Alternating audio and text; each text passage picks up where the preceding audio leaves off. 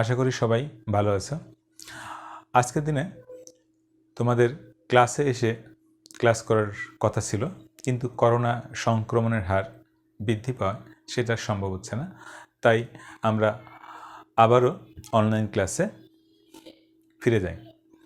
আজকে আমরা online video ক্লাসে শিখব রসায়ন দ্বিতীয় পত্রের পরিমাণগত রসায়নের আয়োডিনযুক্ত জারণ বিজন টাইট্রেশন, অর্থাৎ আয়োডোমিতি ও আয়োডিমিতি। আয়োডিনযুক্ত জারণ বিজন টাইট্রেশন, আয়োডোমিতি ও আয়োডিমিতি জানার আগে আমরা একটু টাইট্রেশন কি আবার জেনে নেই। তোমরা সবাই পড়ে এসেছ যে উপযুক্ত নির্দেশকের উপস্থিতিতে প্রমাণ দ্রবণের সাহায্যে অজানা দ্রবণের ঘনমাত্রা নির্ণয়ের পদ্ধতিকে টাইট্রেশন বলে। তাহলে এই টাইট্রেশনটা অ্যাসিড ক্ষয় টাইট্রেশন আছে, আবার জারণ বিজন টাইট্রেশন আছে, যেখানে আমরা এই জারণ বিজন টাইট্রেশনের মাধ্যমে আয়রনের পরিমাণ নির্ণয় করেছি। আর এই যে টাইট্রেশন, এটাও জারণ বিজন টাইট্রেশন, বাট এখানে বিশেষত্ব কি, যে আয়োডিন যুক্ত থাকতে হবে। আয়োডিনযুক্ত জারণ বিজন বিক্রিয়া হবে এবং তার সাহায্যে যদি আমরা কোনো অজানা দ্রবণের ঘনমাত্রা নির্ণয় করি, সেটাকে বলবো আমরা জারণ বিজারণ, আয়োডিনযুক্ত জারণ বিজারণ টাইট্রেশন। আর এটা দুই ধরনের আছে, সেটা কি একটা আয়োডোমিতি। আয়োডোমিতি কি আমরা জানব, কোনো জারক পদার্থের নির্দিষ্ট পরিমাণ দ্রবণের সাহায্যে দ্রবণের সাথে অতিরিক্ত আয়োডাইড লবণ, পটাশিয়াম আয়োডাইড লবণ হতে পারে বা অন্য আয়োডাইড লবণ হতে পারে, অতিরিক্ত আয়োডাইড লবণের বিক্রিয়ায় যে আয়োডিন বিমুক্ত হয় তাকে প্রমাণ বিজারকের সাহায্যে পরিমাপ করার পদ্ধতিকে বলা হয় আয়োডোমিতি। তাহলে দেখো, এই সংজ্ঞাটা যদি বিক্রিয়ার সাহায্যে বোঝো তাহলে তোমার জিনিসটা মনে থাকবে। এখানে আমরা বলছি কপার সালফেট একটি জারক। তাহলে এই কপার সালফেট একটি জারক, এই জারকের সাথে যদি আমরা এই জারকের একটা নির্দিষ্ট দ্রবণের সাথে যদি আমরা পটাশিয়াম আয়োডাইড, এক্সেস পরিমাণ পটাশিয়াম আয়োডাইড যোগ করি, যোগ করার সাথে সাথে এখানে উৎপন্ন হবে কি আমাদের আয়োডিন। এই আয়োডিনকে আমরা বিমুক্ত, অর্থাৎ এখানে কিন্তু আয়োডিন ছিল না, আয়োডাইড ছিল। তাহলে এই আয়োডাইড লবণটা কপার সালফেট জারকের সাথে বিক্রিয়া করে এই আয়োডিনটা বিমুক্ত হবে। এই বিমুক্ত হওয়ার পর এই কতটুকু আয়োডিন বিমুক্ত হলো, এটা পরিমাপ করবো আমরা কার সাহায্যে, কোনো প্রমাণ বিজারকের সাহায্যে। এখানে প্রমাণ বিজারক হিসেবে সোডিয়াম থায়োসালফেট ব্যবহার করা হয়। তাহলে সোডিয়াম থায়োসালফেটের সাহায্যে ওই যে আয়োডিন যে উৎপন্ন হয়েছিল তার পরিমাণ নির্ণয়ের পদ্ধতিকে আমরা বলছি কি আয়োডোমিতি। এখন তোমাদের দেখো, সোডিয়াম থায়োসালফেট এটি কিন্তু বিজারক। তাহলে কপার সালফেটটা কি ছিল আমাদের, কপার সালফেটটা ছিল আমাদের জারক। এর সাথে আয়োডাইড লবণটা ছিল কি বিজারক।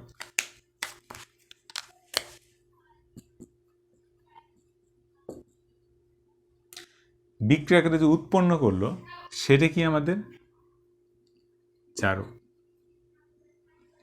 তাহলে এই জারককে, এই জারক যে উৎপন্ন হয়েছে এর ঘনমাত্রা কিন্তু আমাদের জানা নাই, কতটুক জারক উৎপন্ন হলো।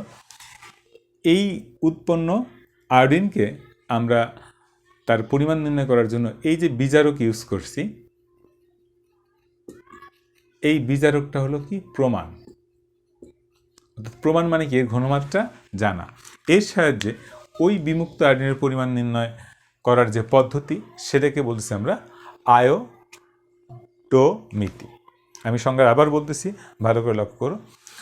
কোনো জারকের নির্দিষ্ট পরিমাণ দ্রবণের সাথে অতিরিক্ত আয়োডাইড লবণের বিক্রিয়ায়, অতিরিক্ত আয়োডাইড লবণের বিক্রিয়ায় যে আয়োডিন বিমুক্ত হয়, যে আয়োডিন বিমুক্ত হয় তাকে প্রমাণ বিজারকের সাহায্যে পরিমাপ করার পদ্ধতিকেই আমরা বলছি আয়োডোমিতি। তাহলে এখানে যে আমাদের আয়োডিন উৎপন্ন হচ্ছে, এই আয়োডিন কতটুকু উৎপন্ন হচ্ছে তাকে যদি আমরা প্রমাণ বিজারকের সাহায্যে পরিমাপ করি, তাকে আমরা বলছি আয়োডোমিতি। এখন লক্ষ্য করো, আমাদের সংজ্ঞায় যদিও বলছি যে বিমুক্ত আয়োডিনের পরিমাণ, কিন্তু বিমুক্ত আয়োডিনের পরিমাণের সাহায্যে এটাকে আমরা উপলক্ষ করে মূলত পরোক্ষভাবে এই জারকের পরিমাণটাই নির্ণয় করি, বাট আয়োডিনের পরিমাণ নির্ণয় করা যায়। তাহলে এই দুটোর সমীকরণের সাহায্যে যদি আমরা একটু কম্পেয়ার করি, দুটোর সমীকরণের সাহায্যে দেখো এখানে কি দেখায় যে 2 মোল কপার সালফেট থেকে আমাদের উৎপন্ন আয়োডিন হয়েছে কয় মোল? 1 মোল। 2 মোল কপার সালফেট থেকে আয়োডিন উৎপন্ন হয়েছে কয় মোল? আমাদের 1 মোল। তো এই আয়োডিনটাকে আমরা বিক্রিয়া করাইছি কার সাথে? প্রমাণ সোডিয়াম থায়োসালফেট। এই যে বিমুক্ত আয়োডিন, তাকে আমরা কার সাথে বিক্রিয়া করাইছি? বিক্রিয়া করাইছি আমরা প্রমাণ সোডিয়াম থায়োসালফেটের সাথে। তাহলে এই বিমুক্ত আয়োডিন প্রমাণ সোডিয়াম থায়োসালফেটের কয় অণুর সাথে বিক্রিয়া করছে? 2 অণুর সাথে। এখন যদি আমরা এই দুইটার সমীকরণের সাথে সম্পর্ক করতে যাই তাহলে কি হয়? লক্ষ্য করো, এখানে আমাদের লেখা যায় যে যেহেতু প্রমাণ বিজারক 2 মোল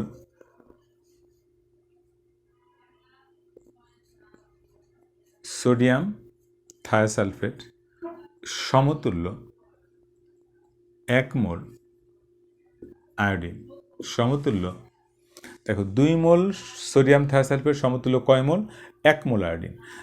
1 মোল আয়োডিন, এই আয়োডিনটা পাইছি কোন জায়গা থেকে? প্রথম বিক্রিয়া থেকে। তো 1 মোল আয়োডিন উৎপন্ন করতে আমাদের কপার সালফেট লাগছে কয় মোল? 2 মোল। 2 মোল কপার সালফেট। তাহলে এই সম্পর্ক থেকে কি লেখা যায়? এই সম্পর্কের সাহায্যে লিখতে পারি 1 মোল সোডিয়াম থায়োসালফেট সমতুল্য হাফ মোল আয়োডিন সমতুল্য 1 মোল কপার। আমি যদি কপার সালফেট রাখি, কপার সালফেটের পরিমাণ বাড়াবে, শুধু কপার লাগলে কপারের পরিমাণ বের হবে। এখন যেহেতু এই আয়োডিন আমরা বের করব না, এটার সাহায্যে এর পরিমাণ নির্ণয় করব। তাহলে সেক্ষেত্রে আমরা কি লিখতে পারি যে 1 মোল সোডিয়াম থায়োসালফেট সমতুল্য 1 মোল কপার। এখন লক্ষ্য করো যে এখানে 1 মোল সোডিয়াম থায়োসালফেটের পরিবর্তে কি লেখা যায়? 1 মোল সোডিয়াম থায়োসালফেটের পরিবর্তে এখানে একটা সম্পর্ক পেয়ে গিয়েছি আমরা। তো 1 মোল সোডিয়াম থায়োসালফেটের পরিবর্তে কি লেখা যায়? 1000 ml 1 মোলার সোডিয়াম থায়োসালফেট দ্রবণ সমতুল্য 1 মোল কপারের পারমাণবিক 63.5, তাহলে 63.5 গ্রাম কপার। তো এই সম্পর্ক থেকে আমরা কি করতে পারি? এরপরে লিখতে পারি 1 ml এর জন্য কত?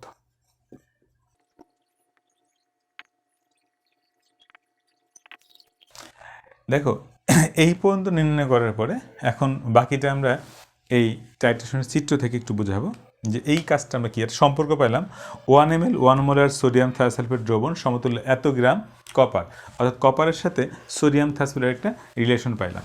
এখন যদি আমরা এখানে কতটুকু সোডিয়াম কার্বনেট বা এই টাইট্রেশন কাজটা কীভাবে করবো সেটা দেখি, তারপরে আমরা আসবো। তার আগে একটা কথা বলে নিই, তোমাদের এই লাইন থেকে এই লাইনে লক্ষ্য করো তো, সবাইকে এই লাইনটা বুঝছো? অনেকেই এই লাইনটা ক্লিয়ার হয়ে যাওয়ার কথা, কারণ তোমরা লোহার অঙ্কগুলো করেছো। এরপরে যাদের সমস্যা আছে তাদের জন্য আমি আবার বলছি, লক্ষ্য করো 1 মোল সোডিয়াম থায়োসালফেট দ্রবণ সমতুল্য 1 মোল কপার। এখন আমাদের এই 1 মোল সোডিয়াম থায়োসালফেট দ্রবণ এটা কিন্তু আমাদের মোল, গ্রামে প্রকাশিত আণবিক ভর, তো এটা কিন্তু গ্রামে আছে। আর আমাদের যে রিয়াকশনগুলো করানো হয় সেটা কিন্তু কিসে করা হয়? লিকুইড, দ্রবণে। তাহলে এই গ্রাম থেকে দ্রবণ আনার জন্য মূলত এই লাইনটা করি। তো এই লাইনটা 1 মোলের জায়গায় 1000 ml 1 মোলার কেন লিখি? তোমরা মোলারিটির সংজ্ঞায় জানো যে স্থির তাপমাত্রায় 1 লিটার বা 1000 ml যত মোল দ্রবীভূত থাকে তাকে দ্রবণের মোলারিটি বা মোলার ঘনমাত্রা বলে। তাইলে আমরা যদি যেহেতু 1 মোল সোডিয়াম থায়োসালফেট আছে, 1 মোল সোডিয়াম থায়োসালফেট যদি আমরা 1 লিটার পানির মধ্যে দেই, তাহলে ওই দ্রবণের ঘনমাত্রা হবে 1 মোলার।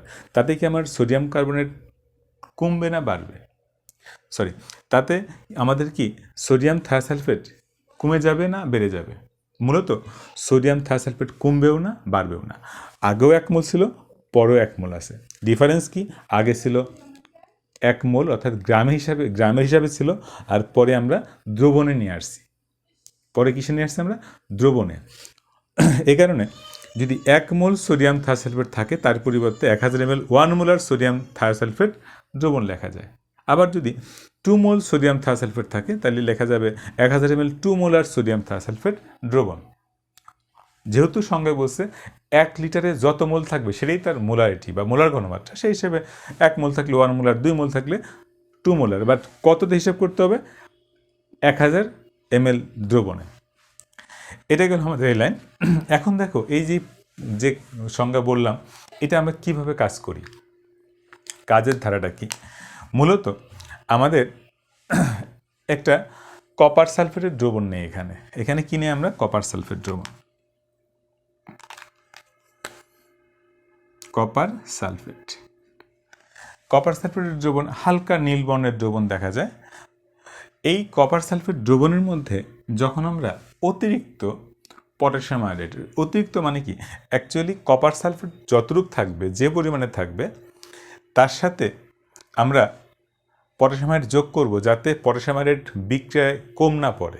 পটাশিয়াম আয়োডাইডটা আমাদের বেশি থাকে বিক্রিয়া, অর্থাৎ বিক্রিয়ায় যেন এক্সেস পটাশিয়াম আয়োডাইড বেঁচে দেয়, সমস্যা নেই, কিন্তু পটাশিয়াম আয়োডাইডটা যেন কপার সালফেটের আনুপাতিক হারে যেন এটা কম না হয়, যার জন্য যতটুকু কপার সালফেট নেই তার তুলনায় আমাদের পটাশিয়াম আয়োডাইড তুলনামূলকভাবে বেশি নেওয়া হয়।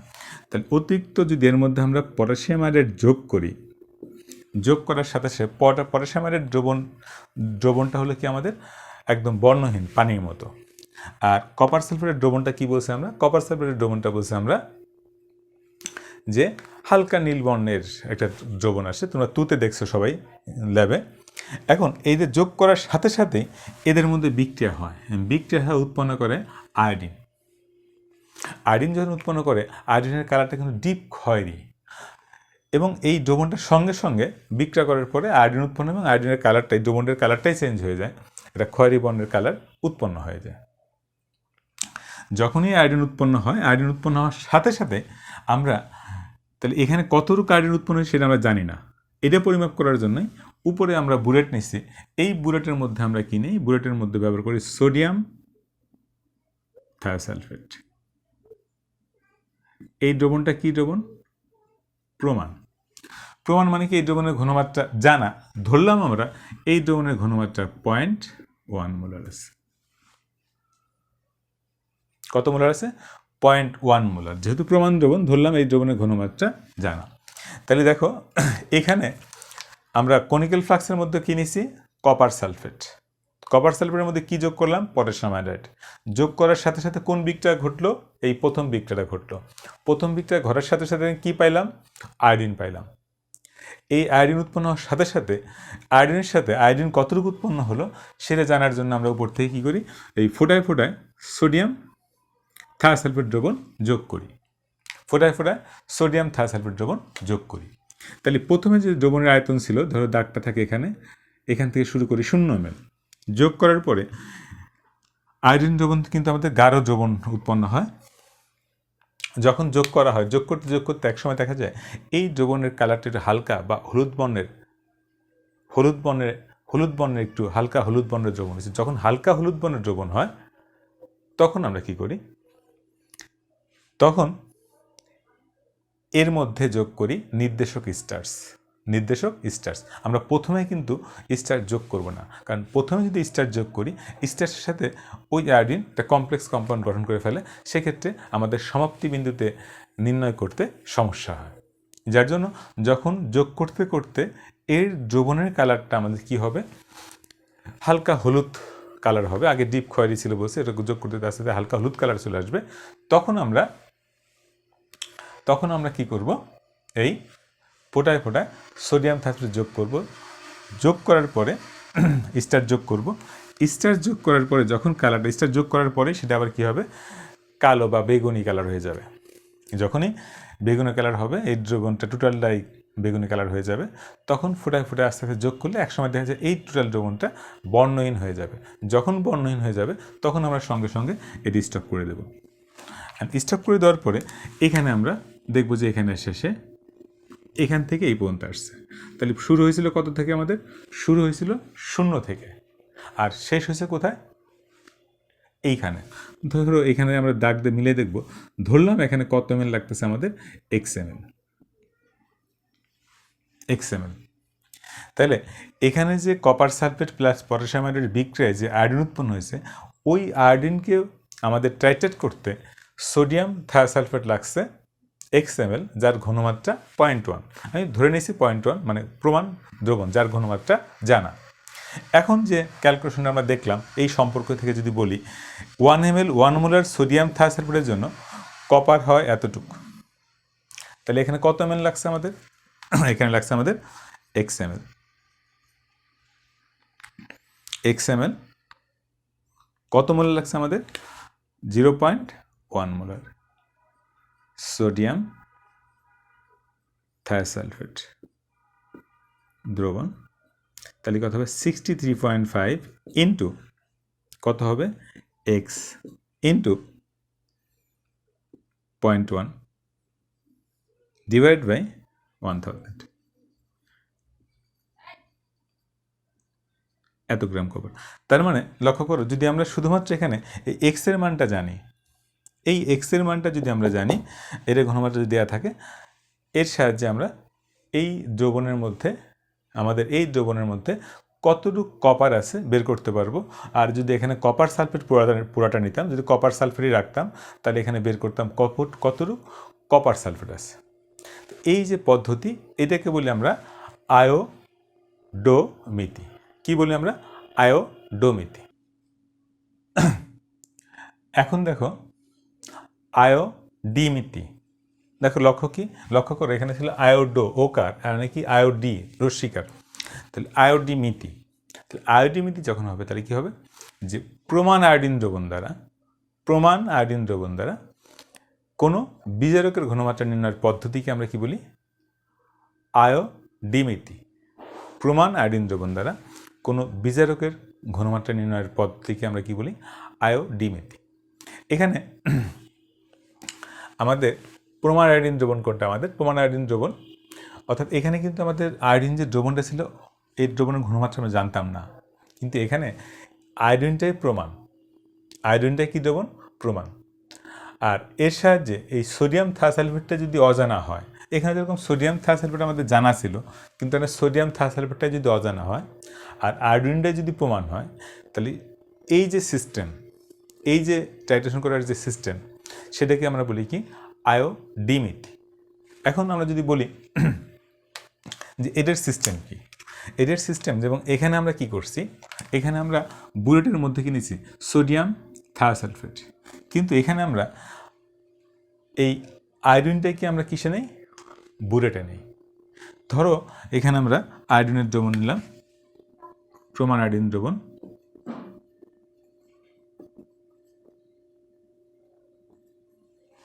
প্রমাণ আয়োডিন দ্রবণ,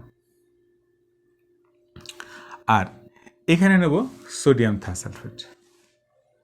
কি নেব আমরা, সোডিয়াম থায়োসালফেট।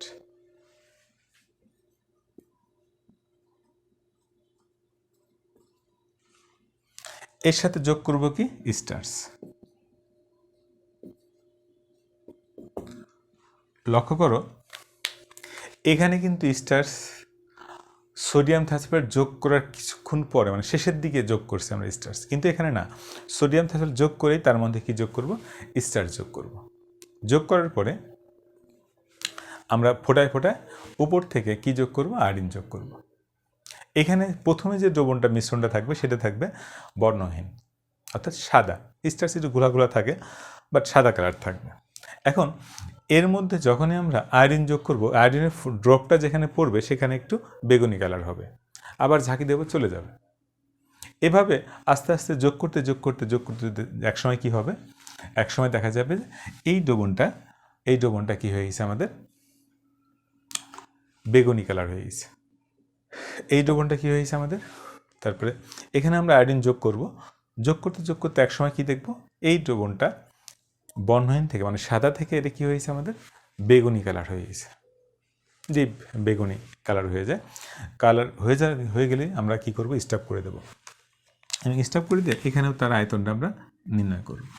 তাই লক্ষ্য করো, এই যে আয়োডিন জারক, এই জারকের আমরা কি জানি, এই জারকের আমরা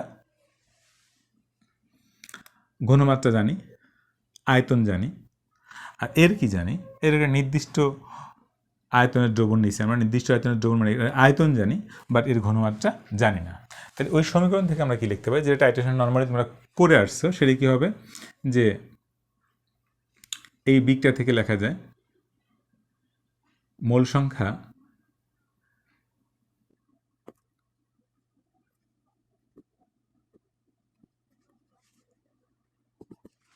তাহলে এই বিকটা থেকে মোল সংখ্যার অনুপাত যদি আমরা বলি যে সোডিয়াম আয়োডিনের মোল সংখ্যা ডিভাইড বাই সোডিয়াম থায়াসাইডের মোল সংখ্যা, আয়োডিনের 1 আর সোডিয়াম 2, 1/2। এবং তোমরা জানো যে মোল সংখ্যা ভাঙলে আমরা কী পাই, আয়তন ইনটু মোলার ঘনমাত্রা পাই। তাহলে বিকটা থেকে লেখা যায় কি যে আয়োডিনের মোল সংখ্যা ডিভাইড বাই যদি আমরা সোডিয়াম থায়াসাইডের মোল সংখ্যা বলি, কত হয় 1/2। তাহলে মোল সংখ্যা ভাঙলে আমরা জানি যে মোল সংখ্যা সমান কি, যে লিটার আয়তন ইন্টু মোলার ঘনমাত্রা। সেক্ষেত্রে আমরা এর পরিবর্তে লিখতে পারি আয়তন V1, এটা কি S1, এর পরিবর্তে কি লেখা যায় আয়তন V2, এটা S2 সমান 1/2। তাহলে এখানে যদি আমরা বলি, দেখো আমাদের কি জানা আছে এখানে। তাহলে ধরলাম আয়োডিনের ক্ষেত্রে আমরা কি ধরছি V1, এর ঘনমাত্রা V1, এটা আমাদের জানা, এটা নির্ণয় করছি আমরা। S1 এটাও জানা, এটা আমাদের আগে থেকেই জানা ছিল। আর সোডিয়াম থায়াসাইডের আয়তন V2-র মান আমাদের জানা, কারণ এটা আমরা পরিমাপ করে নিচ্ছি কতটুকু নিলাম। কিন্তু এর ঘনমাত্রা S2 জানা না। তাইলে এখানে যদি আমরা মানগুলো বসাই, এই মানটা জানা, V1 জানা, S1 জানা, V2 এটাও জানা, S2 অজানা, 1/2। তাহলে S2-র মানটা এই সমীকরণ থেকে আমরা কি করতে পারবো, বের করতে পারবো। তো এই যে প্রমাণ আয়োডিন দ্রবণ দ্বারা কোনো বিজারকের ঘনমাত্রা নির্ণয়ের যে পদ্ধতি, এটাকে বলতেছি আমরা আয়োডিমিতি। তাহলে পার্থক্য কোথায় লক্ষ্য করো, এখানে আমরা প্রমাণ আয়োডিন দ্রবণকে কিসে নিচ্ছি, বুলেটে নিচ্ছি, আর এখানে প্রমাণ সোডিয়াম থায়াসাইড দ্রবণকে কি নিচ্ছি আমরা, বুলেটে নিচ্ছি। আর এখানে সরাসরি আয়োডিন কার সাথে বিক্রিয়া করছে, আমাদের সরাসরি আয়োডিনটা বিক্রিয়া করেছে আমাদের সোডিয়াম থায়াসাইডের সাথে। আর আয়োডিমিতির ক্ষেত্রে কিন্তু আমরা এই সোডিয়াম থায়াসাইড কিন্তু সরাসরি আমাদের কপার সালফেটের সাথে বিক্রিয়া করে নাই, এর মাঝখানে আমরা পটাশিয়াম আয়োডাইড ব্যবহার করেছি। এখন কোশ্চেন হলো যে সোডিয়াম থায়াসাইড একটা বিজারক, আবার কপার সালফেটের একটা জারক, তাহলে আমাদের পটাশিয়াম আয়োডাইড দরকার কি, এটা সরাসরি আমরা ব্যবহার করতে পারতাম কি না। কিন্তু এখানে আমরা কপার সালফেটের সাথে সোডিয়াম থায়াসাইড সরাসরি ব্যবহার করতে পারি না, কারণ আমরা টাইট্রেশনের একটা শর্ত আছে, একটা ধর্ম আছে যে বিক্রিয়াটা দ্রুত গতিতে হইতে হবে, তাৎক্ষণিক, অর্থাৎ যেখানে সমাপ্তি বিন্দু সহজে নির্ণয় করা যায়। এখন যদি আমরা সোডিয়াম থায়াসাইড এবং কপার সালফেট বিক্রিয়া করতাম, দেখলে বিক্রিয়া ধীর গতিতে ঘটে, এবং ধীর গতিতে ঘটলে সমস্যা কি, আমরা যে সমাপ্তি বিন্দু, এই যে নির্দিষ্ট খুব দ্রুত গতিতে ঘটলে সুবিধা কোথায়, এই যে আয়তনটা XML নির্ণয় করতেছি সঙ্গে সঙ্গে নির্ণয় করা যায়। আর যদি ধীরে ঘটে, আমি অনেক বেশি যোগ করলাম কিন্তু এটা প্রশমিত হলো না, তার চেয়ে অনেক বেশি আয়তন দেখাবে, অর্থাৎ সেক্ষেত্রে সঠিকভাবে আমরা টাইট্রেশন করতে পারবো না।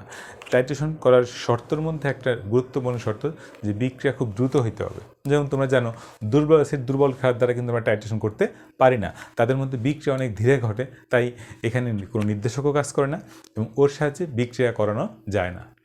তাই আমাদের এখানে পটাশিয়াম আয়োডাইড যোগ করলে সুবিধা কি, পটাশিয়াম আয়োডাইডের বিক্রিয়ায় কপার সালফেটের সাথে পটাশিয়াম আয়োডাইডের বিক্রিয়ায় যে আয়োডিন উৎপন্ন হচ্ছে, সেই আয়োডিন আবার সোডিয়াম থায়াসালফেটের সাথে দ্রুত গতিতে বিক্রিয়া করে, উপযুক্ত নির্দেশক সহজেই ব্যবহার করা যায় এবং সমাপ্তি বিন্দু খুব সহজেই নির্ণয় করা যায়।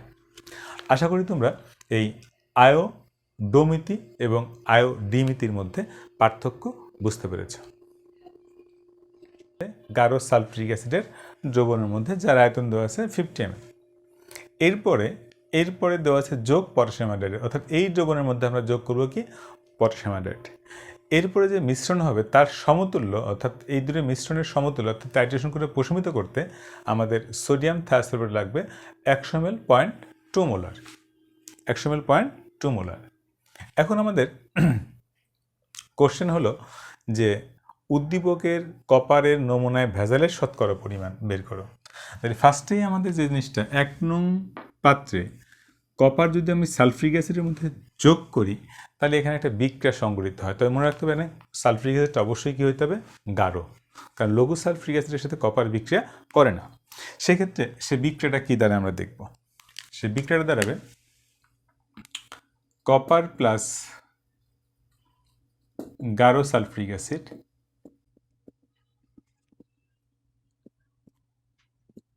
তাহলে দেখো এই বিক্রিয়ায় দেখা যায় এই কপার সালফিক অ্যাসিড বিক্রিয়া করে, গাঢ় সালফিক অ্যাসিড বিক্রিয়া করে সালফার ডাইঅক্সাইড গ্যাস উৎপন্ন করে, পানি উৎপন্ন করে, সালফার ডাইঅক্সাইড গ্যাস চলে যায়, আর কি উৎপন্ন হয়, কপার সালফেট।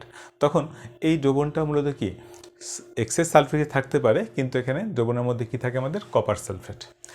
এই কপার সালফেটের মধ্যে যখন আমরা পটাশিয়াম আয়োডাইড যোগ করি, যেটা আমরা আগে দেখছি, কপার সালফেটের মধ্যে পটাশিয়াম আয়োডাইড যোগ করলেই এই দুজনের বিক্রিয়া, অর্থাৎ 1 এবং 2 পাত্রের বিক্রিয়ায় উৎপন্ন হয় কি, আয়োডিন বিমুক্ত হয়। এই বিমুক্ত আয়োডিনকে টাইট্রেশন করার জন্য কতটুক লাগবে, সমতুল্য দেওয়া আছে আমাদের কতটুক, সোডিয়াম থায়াসালফেট 100 ml 0.2 মোলার। তাহলে পরবর্তীতে এই 2 পাত্রের বিক্রিয়ায় যে আয়োডিন উৎপন্ন হলো, এই 2 পাত্রের বিক্রিয়ায় যে এখানে আয়োডিন উৎপন্ন হলো, ওই আয়োডিনকে বিক্রিয়া করলো কার সাথে, সোডিয়াম থায়াসালফেটের সাথে। এবং এখানে ঘনমাত্রা আছে কত আমাদের, 0.2 মোলার, আর এটাকে প্রশমিত করলে কত লাগছে আমাদের, 100 ml।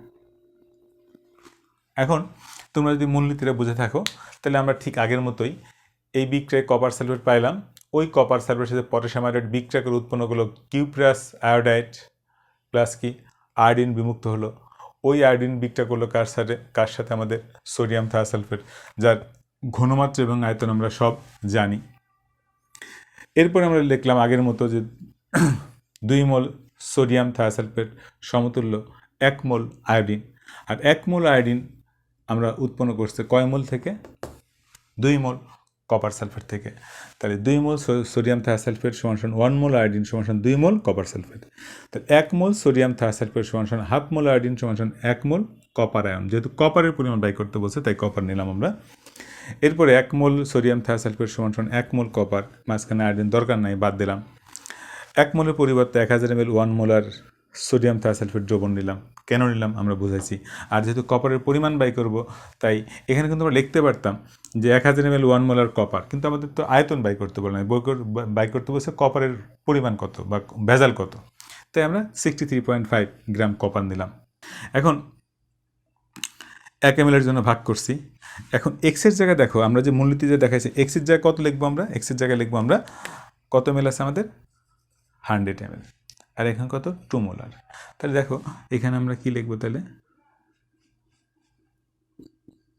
100 ml 2 molar. এখানে যদি আমরা করি, গুণ করে দেখা যায় 1.27 গ্রাম কপার পাওয়া যায়। অর্থাৎ এই যে পাত্রের মধ্যে যে কপার সালফেট দ্রবণ ছিল, সেই দ্রবণের মধ্যে কপার ছিল কতটুকু আমাদের, 1.27 গ্রাম। এখন কোশ্চেন, এই পাত্রের কপার কি ছিল, এই পাত্রের দ্রবণের মধ্যে কপার কোথা থেকে আসছে, এই পাত্রের কপার আসছে এই অবিশুদ্ধ 1.3 গ্রাম, 1.3 গ্রাম কপার থেকে। তার মানে যদি 1.3 গ্রামে এখানে অ্যান্সার আসতো তাহলে আমরা বলতাম যে এটা সম্পূর্ণরূপে বিশুদ্ধ, সম্পূর্ণরূপে বিশুদ্ধ। কিন্তু যেহেতু এখানে 1.3 আর এখানে আমরা কপার পাচ্ছি কতটুকু, 1.27, তার মানে ওর মধ্যে ভেজাল ছিল। তাহলে ভেজাল ছিল কতটুকু আমাদের, তাহলে ভেজাল 1.3 মাইনাস 1.27 গ্রাম, তাহলে 0.03 গ্রাম। তাহলে শতকরা ভেজাল কত হবে? শতকরা ভেজাল হবে আমাদের 0.03 ইন্টু 0.03 ইন্টু কত? 100 ডিভাইড বাই 1.3 সমান সমান কত আসবে? 2.3%। আশা করি তোমরা অঙ্কটা বুঝতে পেরেছ। এখন যদি এই অঙ্কটা আমি তোমাদের বলি এটা কি আয়োডোমিতি না আয়োডিমিতি, অবশ্যই তোমরা বলতে পারবা বা বুঝতে পেরেছ যে অবশ্যই এটা আয়োডোমিতি, এটা আয়োডিমিতি না আয়োডোমিতি। কারণ এখানে জারকের সাথে আয়োডাইড লবণের বিক্রিয়ায় যে আয়োডিন বিমুক্ত হয়েছে তাকে প্রমাণ বিজারকের সাহায্যে পরিমাপ করা হয়েছে। আশা করি সবাই বুঝতে পেরেছ। এই ধরনের অঙ্ক তোমাদের বইতে দেয়া আছে, ওই অঙ্কগুলো আরও বেশি করে প্র্যাকটিস করবে, তাহলে ভালো করতে পারবে। ধন্যবাদ সবাইকে।